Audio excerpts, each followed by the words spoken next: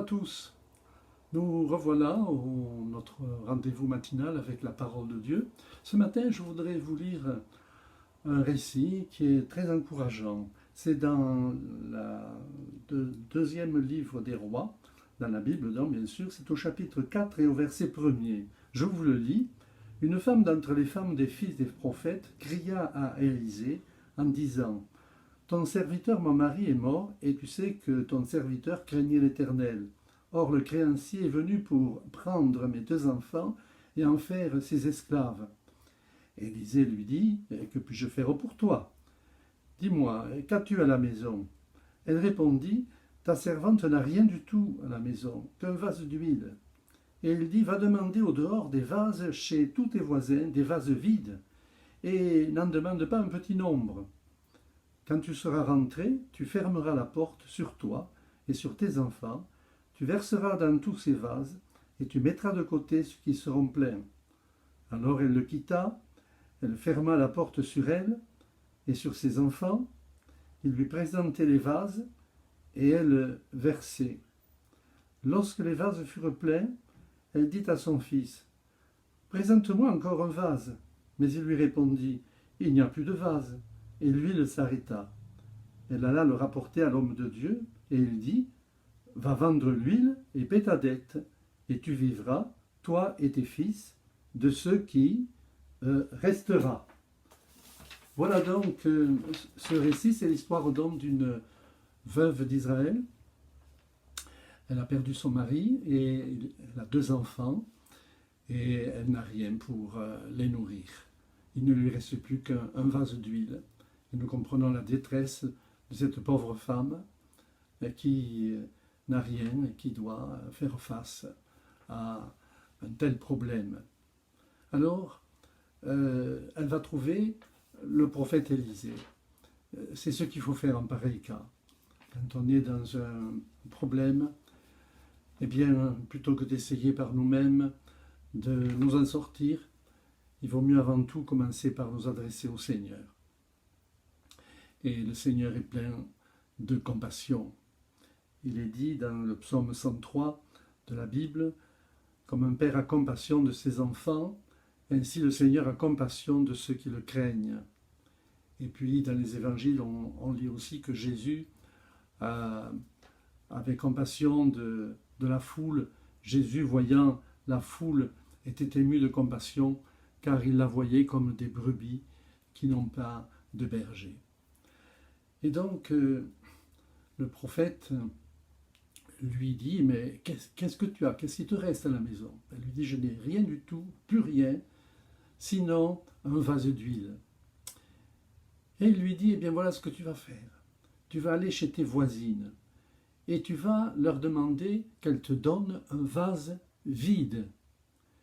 Et puis, tu retourneras chez toi, tu fermeras ta porte sur toi et sur tes enfants, et tu prendras ton vase d'huile, le seul qui te reste, et tu verseras dans les vases vides.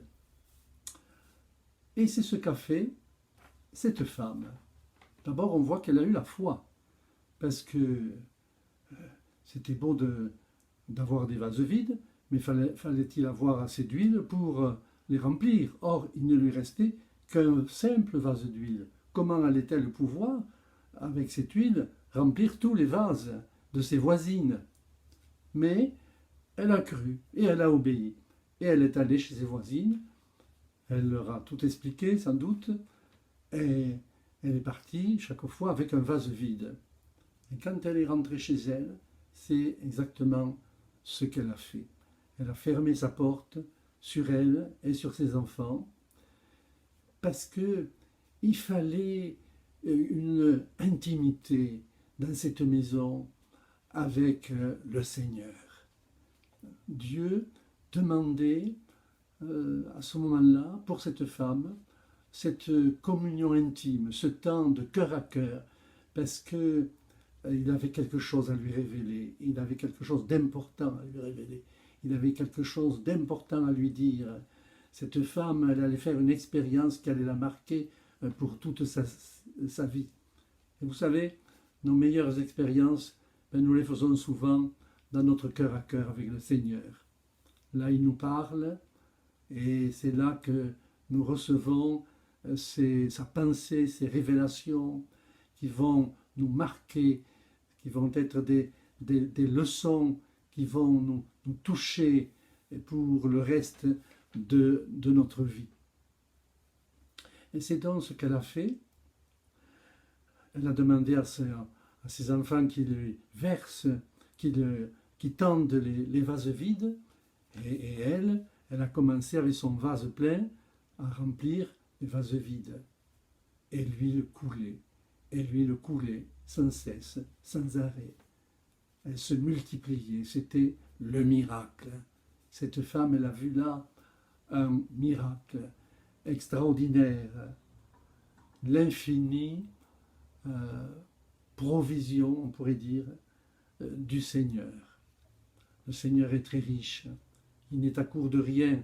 Nous, parfois, cette femme, elle était à bout, elle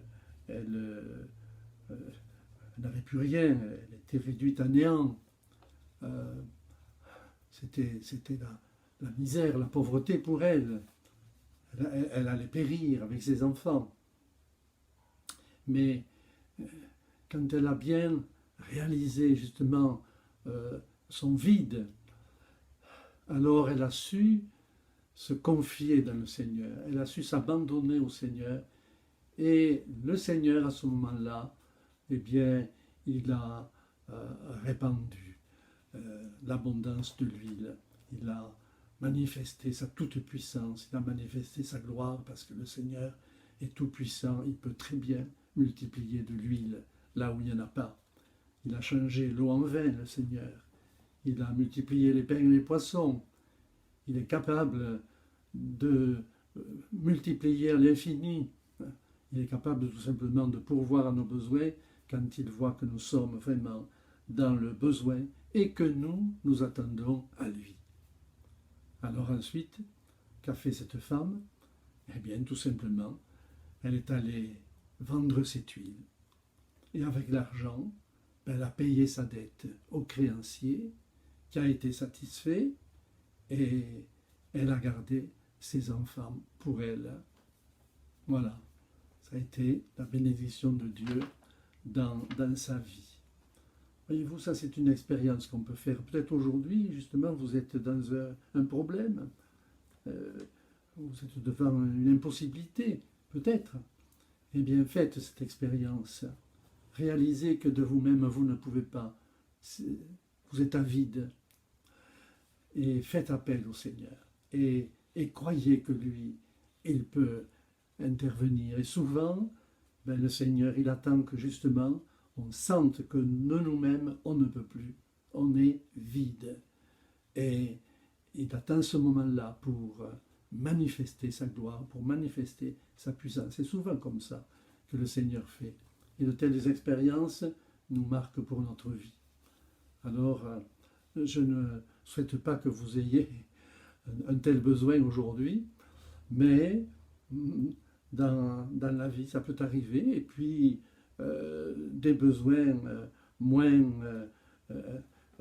importants, urgents que celui-là, c'est souvent que ça nous arrive, dans une circonstance ou une autre. Eh bien, puissions-nous faire cette expérience, n'est-ce pas, qui nous fortifiera dans la foi et qui augmentera dans notre cœur la reconnaissance et l'amour pour le Seigneur. Voilà cette histoire, ce récit. Je vous rappelle, c'est dans le 2e livre des rois de la Bible, au chapitre 4 et au verset 1er. Que le Seigneur vous bénisse aujourd'hui, et puis à une fois prochaine. À bientôt.